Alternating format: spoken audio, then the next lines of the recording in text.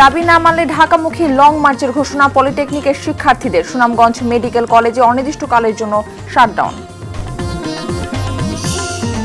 ঠাকুরগাঁয়ে গৃহবধূর শেরপুরে অটোরিকশা চালকের মরদেহ উদ্ধার। যশোরে ধর্ষণের পর হত্যার দায়ে প্রেমিকের যাবজ্জীবন কারাদণ্ড।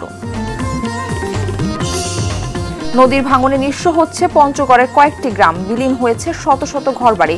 পানি উন্নয়ন বোর্ডের গাফিলতিতে ক্ষুব্ধ এলাকাবাসী। এবং দালালের প্রলোভনে রাশিয়ায় হয়ে যুদ্ধ অংশ নেওয়া ব্রাহ্মণবাড়িয়ার আকরাম নিহত, মরদেহ ফিরে পেতে সরকারের সহায়তা চায় পরিবার।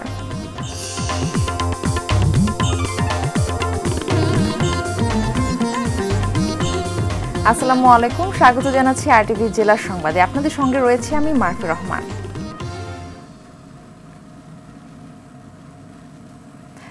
দেখছিলেন শিরোনাম, এবারে জানাবো বিস্তারিত। আগামী 48 ঘন্টার মধ্যে সরকার 6 দফা না মানলে লং মার্চ টু ঢাকা কর্মসূচির ঘোষণা দিয়ে আন্দোলন চালিয়ে যাচ্ছে কারিগরি শিক্ষার্থীরা। চট্টগ্রামে পলিটেকনিক ইনস্টিটিউটের শিক্ষার্থীরা সড়ক অবরোধ করে বিক্ষোভ করেছে।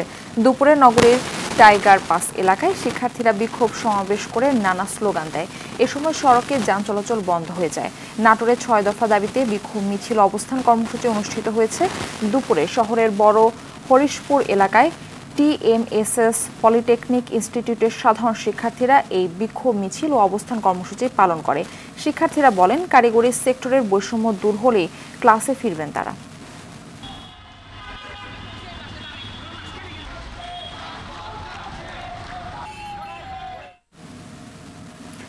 নিয়মিত ওয়ার্ড ক্লাস না হওয়ায় সুনামগঞ্জ মেডিকেল কলেজ ও হাসপাতালে দ্রুত কার্যক্রম চালুর দাবিতে অনির্দিষ্টকালের জন্য ক্লাস বর্জনের পাশাপাশি দাবি না মানা পর্যন্ত একাডেমিক ও প্রশাসনিক কার্যক্রমও আজ থেকে অনির্দিষ্টকালের জন্য শাটডাউন ঘোষণা করা হয়েছে। রবিবার সন্ধ্যায় আন্দোলনরত সুনামগঞ্জ মেডিকেল কলেজের শিক্ষার্থীদের উপর হামলার প্রতিবাদে সংবাদ সম্মেলন করে এই ঘোষণা দেন তারা। দাবি আদায় না হওয়া পর্যন্ত কর্মসূচি অব্যাহত থাকবে বলে জানান তারা।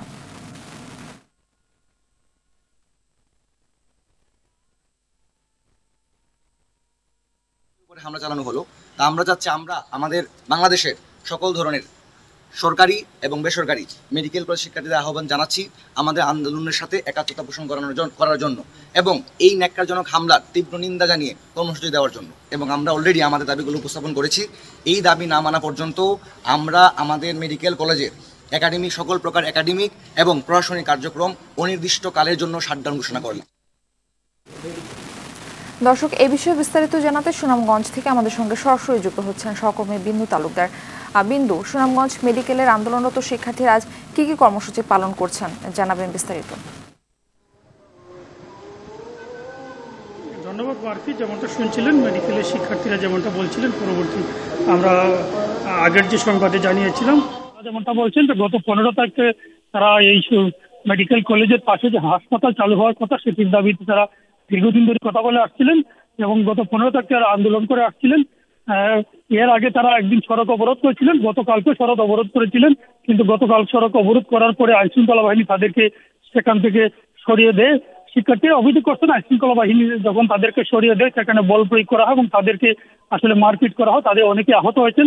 তবে আইনশৃঙ্খলা বাহিনীর দায়িত্বপ্রাপ্ত কর্মকর্তা গতকালকে আমাদেরকে মতো জানিয়েছেন তারা জনস্বার্থে এলাকার স্বার্থে রাস্তাটি পরিষ্কার করেছিলেন, তাদেরকে অনুরোধ করে বলেছিলেন যাতে মানুষের দুর্ভোগ না হয়।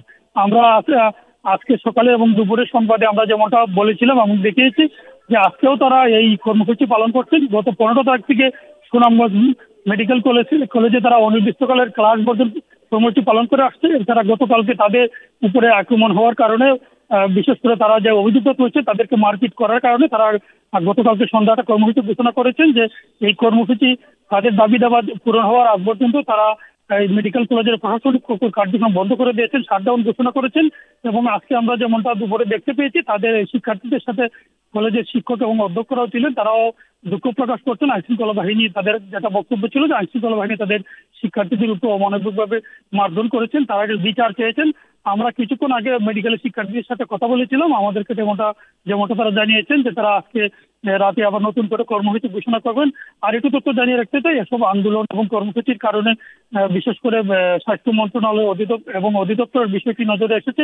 তারা আমাদেরকে যেমনটা জানিয়েছেন যে আগামীকালকে হয়তো স্বাস্থ্য মন্ত্রণালয় বা স্বাস্থ্য অধিদপ্তর থেকে তাদের সাথে কথা বলতে পারেন এই হাসপাতাল চালুর বিষয়ে। তবে সুনামগঞ্জ মেডিকেল কলেজের যে অধ্যক্ষ আমাদেরকে যেমনটা জানিয়েছেন যে তারা আশাবাদী হয়তো আগামী ডিসেম্বরের আগেই মেডিকেল কলেজের পাশে যে হাসপাতালটি রয়েছে সেটি চালু হবে। এতে শিক্ষার্থীরা যেমনটা বলছেন যে মেডিকেল কলেজের পাশে যদি হাসপাতালের যে ওয়ার্ড সেবা তারা যদি বিশেষ করে ব্যবহারিক ক্লাস না করতে পারেন তাহলে তাদের জন্য সমস্যা হয়। বিশেষ করে সুনামগঞ্জ শহরের প্রায় 14 কিলোমিটার দূরে গিয়ে তারা এই ক্লাস করতে হয়, এছাড়া যাতায়াতের জন্য কোনো যানবাহন নেই। তাই তারা দীর্ঘদিন ধরে আন্দোলন করে আসছে। তারা যেমনটা বলছেন যে তারা যদি এই কর্মসূচি তারা ক্লাস বর্জন যে কর্মসূচি সেটা নিয়মিত করে যাবেন যদি সরকার থেকে সুনির্দিষ্ট রুট ঘোষণা না করা হয়। তারা আশা করছেন। ধন্যবাদ আপনাকে। Diploma in nursing science and midwifery এবং ডিপ্লোমা ইন মিডওয়াইফারি কোর্সকে স্নাতক সমমান করার দাবিতে দেশের বিভিন্ন জেলায় মানববন্ধন সহ নানা কর্মসূচি পালিত হয়েছে। বরিশালে অশ্বিনী কুমার হলের সামনের মানববন্ধন এবং অবস্থান কর্মসূচি পালন করে ডিপ্লোমা ইন মিডওয়াইফারি কোর্সকে স্নাতক সমমান করার এক দফা দাবিতে। রংপুর প্রেস ক্লাবের সামনে বিক্ষোভ ও মানববন্ধন করছে ইন্টার্ন নার্স মিডওয়াইফের শিক্ষার্থীরা। এ সময় শিক্ষার্থীরা দাবি আদায় না হলে ঢাকা লং মার্চ সহ কঠোর কর্মসূচির হুঁশিয়ারি দেয়। বাংলাদেশ ডিপ্লোমা স্টুডেন্ট নার্সিং ইউনিয়নের ব্যানারে গোপালগঞ্জে মানববন্ধন ও অবস্থান কর্মসূচি পালিত হয় একই দাবিতে। বরগুনা, ফরিদপুর, ব্রাহ্মণবাড়িয়াতে এই কর্মসূচি পালন করেছে diploma in nursing science and midwifery ও ডিপ্লোমা ইন মিডওয়াইফারি শিক্ষার্থীরা।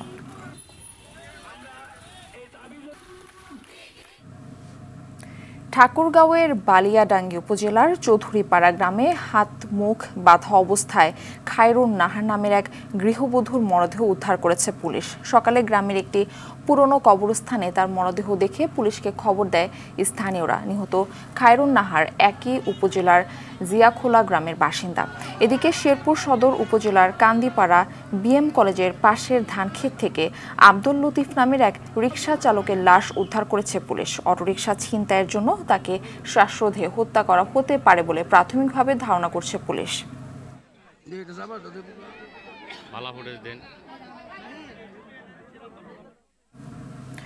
যশোরে 13 বছরের শিশু জয়নবকে ধর্ষণ ও হত্যার দায়ে অভিযুক্ত প্রেমিক মুজিবুল ইসলামকে যাবজ্জীবন সশ্রম কারাদণ্ড ও অর্থদণ্ডের রায় দিয়েছে আদালত।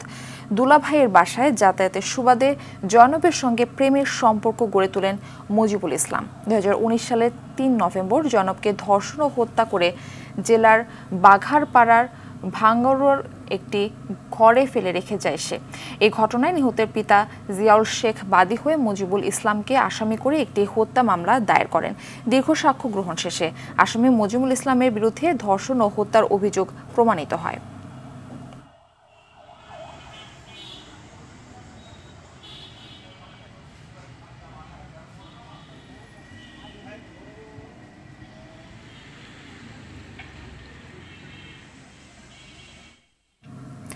বুড়িমারি থেকে ঢাকা রুটে ট্রেন চালুর দাবিতে রেলপথ অবরোধ করেছে স্থানীয়রা। সকালে লালমনিরহাটের পাটগ্রাম রেল স্টেশনে লালমনিরহাট বুড়িমারি সংগ্রাম উন্নয়ন পরিষদের ব্যানারে এই অবরোধের ডাক দেওয়া হয়।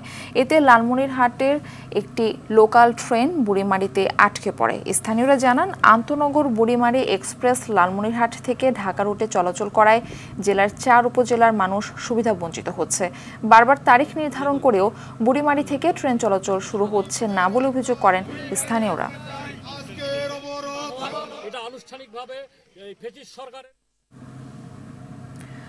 আন্দোলনরত ছাত্রদেরকে আলোচনায় বসার আহ্বান জানিয়েছেন কুয়েট ছাত্র কল্যাণ পরিষদের পরিচালক মোহাম্মদ আবদুল্লাহ ইলিয়াস আক্তার। দুপুরের সংবাদ সম্মেলনে এই আশা ব্যক্ত করেন। এ সময় তিনি আরও বলেন, আলোচনার মাধ্যমে উদ্ভূত পরিস্থিতির সমাধান সম্ভব। যেসব শিক্ষার্থীদেরকে বহিষ্কার করা হয়েছে তাদের বিষয়ে প্রশাসনের সঙ্গে আলোচনা করা হবে। এ সময় কুয়েট শিক্ষক সমিতির অধ্যাপক ডক্টর মোহাম্মদ শাহিদুল ইসলাম, ছাত্র কল্যাণ পরিষদের সহকারী পরিচালক রাজু আহমেদ সহ ছাত্র কল্যাণ পরিষদের শিক্ষকগণ উপস্থিত ছিলেন। পরে একটু লিমিটেশনের কথা বলেছে যে আমরা সংখ্যায় কম আসছি, আমাদের এই অল্প প্রয়োজনের পক্ষে বড় একটা বডির সিদ্ধান্ত দেওয়াটা একটু মুশকিল, তাই বাকিদের সাথে ওরা কিছু কথা বলবে, আমাদের সাথে ওদের যোগাযোগ অব্যাহত রাখবে। আশা করতেছি যে কুয়েটে আবার স্বাভাবিক অবস্থা ফেরত আসবে। ছাত্ররা যেহেতু আমাদের সাথে বসছে, এটা ইঙ্গিত করে যে আশু আমাদের একটা সমস্যা সমাধানের দিকে যাচ্ছে। খাগড়াছড়িতে অপহৃত চট্টগ্রাম বিশ্ববিদ্যালয়ের 5 শিক্ষার্থী সহ 6 জনকে উদ্ধারের অভিযান চালাচ্ছে যৌথ বাহিনী। সকালে ভাই বোন ছড়ার সুরেন্দ্র কারবারিপাড়া ও পূর্ণ কারবারিপাড়ায় অভিযান চালিয়ে পাহাড়ের আঞ্চলিক দল ইউপিডিএফ এর গোপন আস্তানার সন্ধান পায় যৌথ বাহিনী। সেখান থেকে ইউপিডিএফ এর ব্যবহৃত ল্যাপটপ, ক্যামেরা, ওয়াকিটকি, মোবাইল সহ বিপুল পরিমাণ প্রশিক্ষণ ও দাপ্তরিক সরঞ্জাম উদ্ধার করে। তবে এখনও অপহৃত কাউকে উদ্ধার করা সম্ভব হয়নি। গেল বুধবার খাগড়াছড়ি সদরের গিরিফুল এলাকা থেকে অপহৃত হন চট্টগ্রাম বিশ্ববিদ্যালয়ের 5 শিক্ষার্থী সহ 6 জন। অপহরণের পর থেকে তাদের উদ্ধারে সেনাবাহিনীর অভিযান চলছে।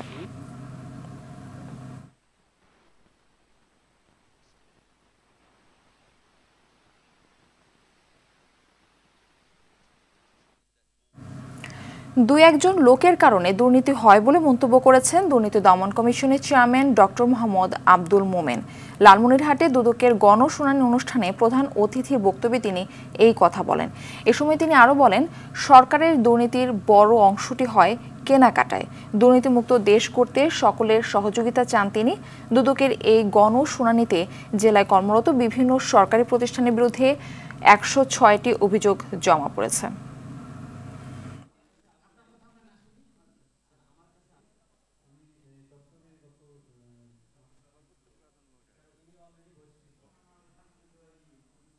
দুর্নীতির একটা বড় অংশ হচ্ছে আমরা ঠিকাদার বান্ধব। কন্ট্রাক্টর যেভাবে স্পেসিফিকেশন তৈরি করে দেয় আমরা টেন্ডারটা সেভাবেই করি, কিন্তু টেন্ডারটা আমাদের যেভাবে করা দরকার সেভাবে যদি করি তাহলে এটা ঠিকাদার বান্ধব হয় না। আরটিভিতে সংবাদ প্রচারের পর চট্টগ্রাম নগরের দিঘির পাড়ে পাহাড় কেটে ভূতল ভবন নির্মাণ কাজের বিরুদ্ধে অভিযান পরিচালনা করেছে চট্টগ্রাম উন্নয়ন কর্তৃপক্ষ। সকাল 11টায় এই অভিযান পরিচালনা করা হয়। পাহাড় কেটে স্বপ্নিল ফ্যামিলি ওনার্স নামে একটি আবাসন প্রতিষ্ঠান 3টি ভবন নির্মাণ করছিল। অভিযানের কথা জানতে পেরে প্রকল্পের দায়িত্বে থাকা সকলেই সরে পড়েন। এ সময় আশপাশের পাহাড় কেটে যেসব ভবন নির্মাণ করা হয়েছে তাদের বিরুদ্ধে ব্যবস্থা নেওয়া হবে বলে জানায় সিডি এর কর্মকর্তারা।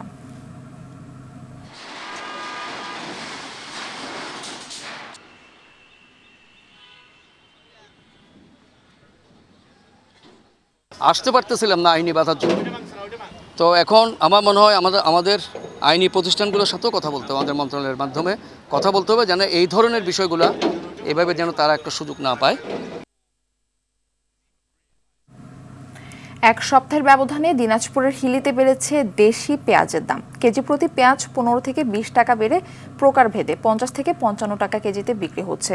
ব্যবসায়ীরা বলছেন, ভারত থেকে পেঁয়াজ আমদানি না হওয়াতে দেশের মোকামে কৃষকরা বেশি দামে পেঁয়াজ বিক্রি করছেন, ফলে দাম বৃদ্ধি পাচ্ছে। ভারত থেকে পেঁয়াজ আমদানি না হলে সামনের দিনগুলোতে আরও দাম বৃদ্ধি পাবে বলে জানিয়েছেন খুচরা ব্যবসায়ীরা। এদিকে আবারও দাম বৃদ্ধিতে বিপাকে পড়েছেন নিম্ন আয়ের মানুষ।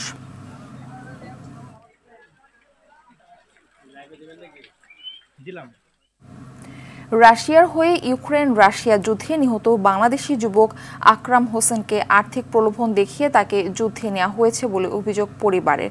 ব্রাহ্মণবাড়িয়ায় নিহতের পিতা জানান, দালালের প্রলোভনে পড়ে রুশ সেনাবাহিনীতে চুক্তিভিত্তিক যোদ্ধা হিসেবে যোগ দেয় ছেলে। ছেলের মরদেহ ফিরে পেতে সরকারের সহায়তা চেয়েছেন তিনি। ব্রাহ্মণবাড়িয়া থেকে আজিজুর রহমান পায়েলের পাঠানো তথ্যচিত্র বিস্তারিত জানাচ্ছেন আব্দুল হামিদ। ভাগ্য বদলাতে প্রায় 9 মাস আগে রাশিয়ায় পাড়ি জমান ব্রাহ্মণবাড়িয়ার ছেলে আকরাম হোসেন স্থানীয় একটি চীনা কোম্পানিতে কাজ করেন 6 মাস। পারিশ্রমিক হিসেবে যে বেতন পেতেন তাতে নিজের খরচ শেষে মাসে 80 থেকে 1 লাখ টাকা বাড়িতে পাঠাতেন তিনি। কিন্তু এরপরই লোভে পেয়ে বসে তাকে। দালালরা ভালো বেতনের প্রলোভন দিলে রুশ সেনাবাহিনীতে চুক্তিভিত্তিক যোদ্ধা হিসেবে যোগ দেন আকরাম। গত 13 এপ্রিল পরিবারের সাথে শেষবার কথা হয় তার। কোনো সুযোগ আসেনি, ভাগ্য আসন যেত না, ভাগ্য যদি হয় ওই আর ওই গুলি করে মারে লাগবো। এবারও বুদ্ধরে কইলাম, বুদ্ধ তুই চিন্তা করিস না, আল্লাহরে ডাক, আল্লাহ ইলাহা ইল্লাল্লাহর জিকির করিস। আমরা সংসারের দায়িত্ব আপনার ছেলের আছি। ছেলে কইছে, আম্মা আমি চিন্তা করেন না, আমি লেন দিব, আমি সংসার চালাম। পুরো টাকাটাই ধার দেনা লোন করে এবং মানে কিস্তি তুলে তারা বিদেশ পাঠাইতে গিয়ে সেটা তারা কিন্তু অনেক ক্ষতিগ্রস্ত হয়েছে। যুদ্ধে হঠাৎ বোমা বিস্ফোরণে আকরামের মৃত্যুতে শোকে মুহ্যমান পরিবারটি। সন্তানের মরদেহ দ্রুত দেশে ফিরিয়ে আনার দাবি আকরামের বাবার। মৃত্যুর বিষয়টি নিশ্চিতের পর আকরামের মরদেহ ফিরিয়ে আনতে প্রবাসী কল্যাণ মন্ত্রণালয়ের মাধ্যমে চেষ্টা করা হবে, জানান উপজেলা নির্বাহী কর্মকর্তা। তার লাশ ফিরিয়ে আনার বিষয়ে সকল ধরনের সহযোগিতা, সকল ধরনের প্রক্রিয়াগত কার্যকলাপ সব প্রবাসী কল্যাণ মন্ত্রণালয় থেকে করা হবে এবং এই ক্ষেত্রে তার যদি কোনো ধরনের সহযোগিতা প্রয়োজন হয় উপজেলা প্রশাসন তাকে সর্বাত্মক সহযোগিতা প্রদান করবে। লোভে পড়ে আর কোনো আকরামের যেন এই পরিণতি না হয় সেজন্য সবাইকে সতর্ক থাকতেও বলেন তিনি। আব্দুল হামিদ, RTV। সিলেট টেস্টে বাংলাদেশকে চাপে ফেলে ৮২ রানের লিড নিয়েছে জিম্বাবুয়ে। আগের দিনের ৬৭ রান নিয়ে খেলতে নামা সফরকারীরা এদিন গুটিয়ে যায় ২৭৩ রানে। দ্বিতীয় দিনে টাইগারদের ম্যাচে ফেরান দুই পেসার নাহিদ রানা ও হাসান মাহমুদ। দুজনের দৃঢ়তায় মধ্যাহ্নবিরতির আগে ১৩৩ রানে ৪ উইকেট হারায় সফরকারীরা। বাংলাদেশের হয়ে বাকি কাজটা করেন মেহেদী হাসান মিরাজ। প্রথমে ফেরান ৫৯ রান করা শন উইলিয়ামসকে। এরপর একে একে ৫ ব্যাটারকে ফিরিয়ে 5 তুলে নেন এই স্পিনার। দলের হয়ে নাহিদ রানা নিয়েছেন ৩টি উইকেট, খালেদ ও হাসান নিয়েছেন ১টি করে। জবাবে দ্বিতীয় ইনিংসে ব্যাট করছে বাংলাদেশ। শেষ খবর পাওয়া পর্যন্ত টাইগারদের সংগ্রহ ১ উইকেটে ২৩ রান। দর্শক, সিলেট আন্তর্জাতিক ক্রিকেট স্টেডিয়াম থেকে আমাদের সঙ্গে সরাসরি যুক্ত হচ্ছেন সহকর্মী নাজমুস সাকিব। সাকিব, জিম্বাবুয়েকে ৩০০ রানের মধ্যে বেঁধে ফেলার পর এই টেস্ট নিয়ে বাংলাদেশের সম্ভাবনা কেমন দেখছেন? মারফি, আপনাকে প্রথমে ধন্যবাদ জানাচ্ছি। জিম্বাবুয়ে বাংলাদেশ টেস্ট সিরিজ চলছে, দ্বিতীয় দিনের খেলা চলছে। প্রথম দিনের যেই ব্যর্থতাটা ছিল বাংলাদেশের ব্যাটিং ব্যর্থতা, সেটা কিন্তু আসলে বলাররা ঢেকে দিয়েছেন। বলা যায় নাহিদ রানা এবং মেহেদী মিরাজের যে বলিং নৈপুণ্য, সেই নৈপুণ্য অনেকটাই সেটা ধামাচাপা পড়ে গিয়েছে এবং 5 তুলে নিয়েছেন, যেটা বলছেন মেহেদী মিরাজ 5 নিয়েছেন এবং নাহিদ রানা 3 উইকেট নিয়েছেন। এই বলারদের যেই নৈপুণ্য, সেই নৈপুণ্যটা আসলে বাংলাদেশের জন্য একটা ভালো অবস্থা নিয়ে এসেছে এবং এখন যে দায়িত্বটা আসলে ব্যাটারদের, পুরো দায়িত্বটা ব্যাটারদের। আজকের দিন আর কিছুক্ষণ সময় খেলা হবে। এই সময়টা যদি ব্যাটাররা তাদের দায়িত্ব, তাদেরকে ইনিংসটা ধরে রাখতে পারে এবং কালকের দিনটা তারা ভালো করতে পারে, তাহলে হয়তো বা বাংলাদেশের ভাগ্য ম্যাচের যে প্রথম ইনিংসে যে ব্যর্থতা ছিল সেটা ধামাচাপা পড়ে যাবে এবং ভালো কিছু আসলে ফলাফল আসবে বাংলাদেশের। তো মারফি, সিলেট থেকে বাংলাদেশ জিম্বাবুয়ের টেস্ট সিরিজের এটাই ছিল আমার কাছে সর্বশেষ। সাকিব, আপনাকে ধন্যবাদ। টানা 2 দিন বৃষ্টির পর মেহেরপুরে বেড়েছে বৈশাখের তাপদাহ। প্রচণ্ড তাপদাহে হাঁসফাঁস অবস্থা সৃষ্টি হয়েছে জনজীবনে। গরমে স্বাভাবিক কার্যক্রম করতে পারছে না মানুষ। ক্লান্তি দূর করতে অনেকেই আশ্রয় নিচ্ছেন গাছের নিচে। বৃষ্টির কারণে গত কয়েকদিন ধরেই মেহেরপুরে তাপমাত্রা ছিল স্বাভাবিক, তবে ক্রমাগত লোডশেডিংয়ে বিপর্যস্ত হয়ে পড়েছে স্বাভাবিক জীবনযাত্রা।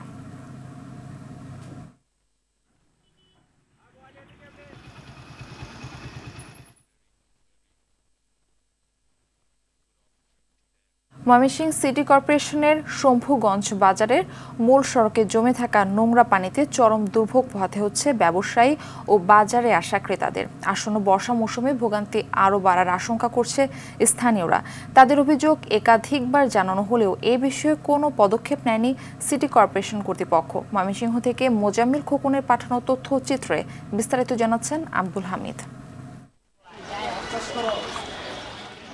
সামান্য বৃষ্টিতেই পানি জমে চরম জনদুর্ভোগ সৃষ্টি করে ময়মনসিংহ সিটি কর্পোরেশনের 33 নম্বর ওয়ার্ডের শম্ভুগঞ্জ বাজারের প্রধান সড়কটি। আসন্ন বর্ষায় ভারী বৃষ্টি হলে নোংরা পানি সড়কের পাশের দোকানগুলোতে ঢুকে পড়ার আশঙ্কা করছে ব্যবসায়ীরা। 1-1.5 ঘন্টা যখন বৃষ্টি নেমে থাকবে তখন এই রোডের উপরে হাঁটু পানি তার উপরে হবে, তখন সমস্ত ব্যবসায়ীরা অসহায় অবস্থা আছে। মাননীয় জেলা প্রশাসকের দৃষ্টি আকর্ষণ করছি, উনি যাতে অচিরেই আমাদের এই বাজারটির একটি স্থায়ী সমাধানের ব্যবস্থা করে। সড়কটিতে বছরের বেশিরভাগ সময় পানি জমে থাকায় চলাচলে বিপাকে পড়েছেন স্থানীয়রা। সিটি কর্পোরেশনকে এ বিষয়ে একাধিকবার বলা হলেও সড়কটির জলাবদ্ধতা নিরসনে এখনো কার্যকর পদক্ষেপ নেয়নি। অল্প কিছু বৃষ্টির জন্য আমরা ওখানে কাজ করতে পারি, সামনে তো অনেক বৃষ্টি বাহির হয়েছে, তখন কি করা যাবে? আমরা সিটির ভিতরে, আমরা রাস্তা যে এরকম বাজার কল্পনার বাইরে, সিটির বাইরেই ভালো। বেশ মাইকা যায়, অনেক অসুবিধা। তারপর গাড়ি যাইতে চায় না, আমাদের লেট হয়ে যায় কলেজে যাইতে। তবে অভিযোগ অস্বীকার করে সড়কটি মেরামতের পাশাপাশি শম্ভুগঞ্জ বাজারে ড্রেন ও শেড নির্মাণের জন্য প্রকৌশল বিভাগে তালিকা পাঠানোর কথা জানিয়েছেন সিটি কর্পোরেশনের এই কর্মকর্তা। আমাদের যে প্রকল্পগুলি দেওয়া আছে সেই প্রকল্পগুলি যদি বাস্তবায়িত হয় তাহলে এই সমস্যাগুলি থাকবে না। পরিকল্পিত ড্রেনেজ ব্যবস্থার মাধ্যমে সড়কটি ব্যবহার উপযোগী করার দাবি এলাকাবাসীর। তা না হলে আগামীতে কঠোর আন্দোলনের হুঁশিয়ারি তাদের। আব্দুল হামিদ, RTV। ঘোড়ামারা নদীর ভাঙনে নিঃস্ব হতে চলেছেন পঞ্চগড়ের বোদা উপজেলার কয়েকটি গ্রামের বাসিন্দারা। বিলীন হয়ে গেছে শত শত ঘরবাড়ি, আবাদি জমি সহ ঈদগাহ মাঠ। ভাঙন রোধে পানি উন্নয়ন বোর্ডের নিষ্ক্রিয়তায় ক্ষুব্ধ এলাকাবাসী। ভাঙনের কবল থেকে রক্ষা পেতে স্থায়ী বাঁধ নির্মাণের দাবি তাদের। পঞ্চগড় থেকে মোহাম্মদ হারুনুর রশিদের পাঠানো প্রতিবেদন। বিস্তারিত জানাচ্ছেন সৈয়দা সামিয়া তামান্না। ভারতের পাঙ্গা ও যমুনা নদী মিলিত হয়ে তৈরি হয়েছে ঘোড়ামারা নদী। বর্ষা এলেই আতঙ্কে নির্ঘুম রাত কাটে 3 দিকে নদী বেষ্টিত বোদা উপজেলার বড়শশী ইউনিয়নের নাউতরি ডাঙ্গাপাড়া সহ তীরবর্তী কয়েকটি গ্রামের বাসিন্দাদের। গেল 10 বছরে ঘোড়ামারার ভাঙনে নদী তীরবর্তী অনেকেরই ঘরবাড়ি, কৃষিজমি সহ নানা স্থাপনা নদীতে বিলীন হয়ে গেছে। বারবার ভেঙে পড়েছে যোগাযোগ ব্যবস্থাও। এবারও হুমকিতে রয়েছে বাংলাদেশ কৃষি উন্নয়ন কর্পোরেশন অফিস, সোলার সেচ পাম্প, কবরস্থান, নতুন ঈদগাহ মাঠ, মসজিদ, মাদ্রাসা সহ কয়েকটি স্থাপনা। ভাঙন ঠেকাতে না পারলে এলাকাটি মানচিত্র থেকে হারিয়ে যাওয়ার আশঙ্কা এলাকাবাসীর। আমরা তো অবহেলিত অবস্থায় আছি, অনেক বাড়িঘর ভেঙে গেছে, ওরা চলে গেছে, আমরাও আছি। আমরা কতদিন থাকতে পারবো কিনা সেটা নিয়ে আশঙ্কা। এই নদী ভাঙ্গন, এখানে একটা বাঁধ বা যেভাবেই হোক এটাতে আমরা রক্ষা পেতে চাই। আর আমাদের জীবনের একমাত্র দাবি এই আমাদের চলার কয়েক হাজার পরিবারের চলার একমাত্র রাস্তা। আমরা প্রত্যেকটা রাত প্রত্যেকটা দিন যেন একটা আতঙ্কের মধ্যে থাকি, কখন আমরা নদীর মধ্যে আমাদের বাড়ি ঘর সব বিলীন হয়ে যায়। ভাঙন রোধে মন্ত্রণালয় সহ ঊর্ধ্বতন দপ্তরে প্রকল্প জমা দেওয়া হয়েছে বলে জানিয়েছে পানি উন্নয়ন বোর্ড। প্রকল্পটি অনুমোদিত হলে আমরা দ্রুত বাস্তবায়ন করব এবং এই প্রকল্পের মাধ্যমে ঘোড়ামারা নদীতে ভাঙন প্রবণ এলাকায় আমরা তীর প্রতিরক্ষা বাঁধ সম্পন্ন করব। বর্ষা মৌসুম শুরুর আগেই নদীর ভাঙন প্রতিরোধ করতে প্রয়োজনীয় পদক্ষেপ নেবে কর্তৃপক্ষ, এমনটাই দাবি এলাকাবাসীর। সৈয়দা সামিয়া তামান্না, RTV। দেশের বিভিন্ন স্থানের সভা সমাবেশ ও মানববন্ধনের আরো খবর জানাচ্ছেন লামিয়া তানজিন মাহমুদ। বরিশালে জুলাই আগস্ট ছাত্র জনতার গণঅভ্যুত্থানে আহতদের মাঝে হেলথ কার্ড বিতরণ করা হয়েছে। বাংলাদেশের অভ্যন্তরীণ শিশু পাচার এবং যৌনতার শিক্ষায় শিশুদের সুরক্ষা অবহিতকরণ সভা অনুষ্ঠিত হয়েছে বরিশালে। নেত্রকোনার কেন্দুয়া নুরুল আমিনকে ফেরত পেতে সংবাদ সম্মেলন করেন তার স্ত্রী ডেইজি আক্তার। তিনি অভিযোগ করেন 17 মার্চ রাতে একই গ্রামের রফিকুল ইসলাম তাকে বাড়ি থেকে ডেকে নিয়ে যান, এরপর আর সে বাড়ি ফেরেনি।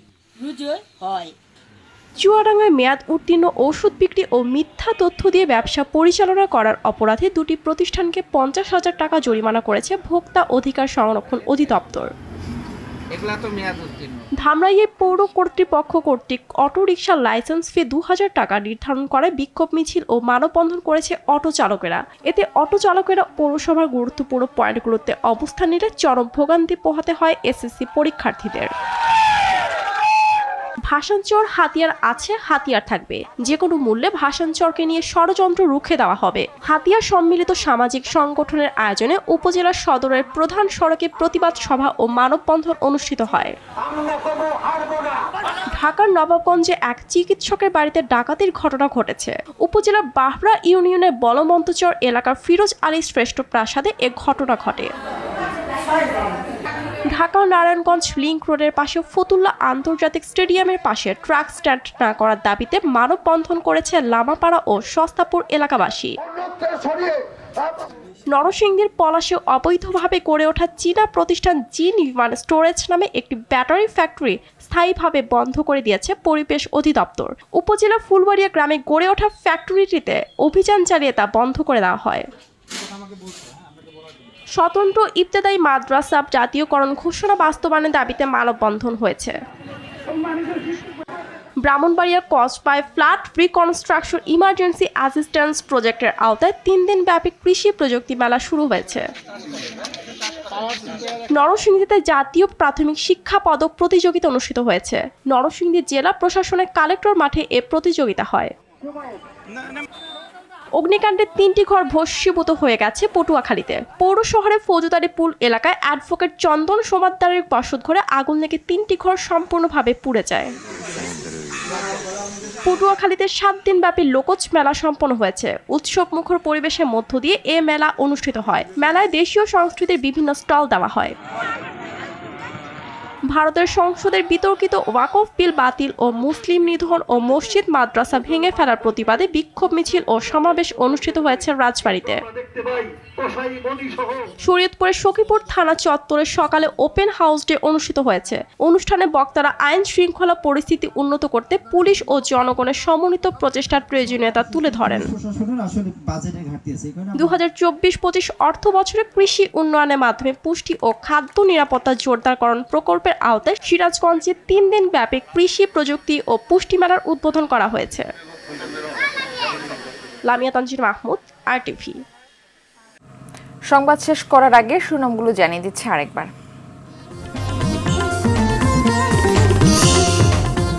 দাবি না মানলে ঢাকামুখী লং মার্চের ঘোষণা পলিটেকনিকের শিক্ষার্থীদের। সুনামগঞ্জ মেডিকেল কলেজে অনির্দিষ্টকালের জন্য শাটডাউন। ঠাকুরগাঁওয়ে গৃহবধূ শেরপুরে অটোরিকশা চালকের মরদেহ উদ্ধার। যশোরে ধর্ষণের পর হত্যার দায়ে প্রেমিকের যাবজ্জীবন কারাদণ্ড। নদীর ভাঙনে নিঃস্ব হচ্ছে পঞ্চগড়ের কয়েকটি গ্রাম। বিলীন হয়েছে শত শত ঘরবাড়ি। পানি উন্নয়ন বোর্ডের গাফিলতিতে ক্ষুব্ধ এলাকাবাসী। এবং দালালের প্রলোভনে রাশিয়ার হয়ে যুদ্ধে অংশ নিয়ে ব্রাহ্মণবাড়িয়ার আকরাম নিহত। মরদেহ ফিরে পেতে সরকারের সহায়তা চায় পরিবার। জেলার সংবাদ এ পর্যন্তই। সন্ধ্যা সংবাদ 6:45 দেখার আমন্ত্রণ রইল। ধন্যবাদ সবাইকে।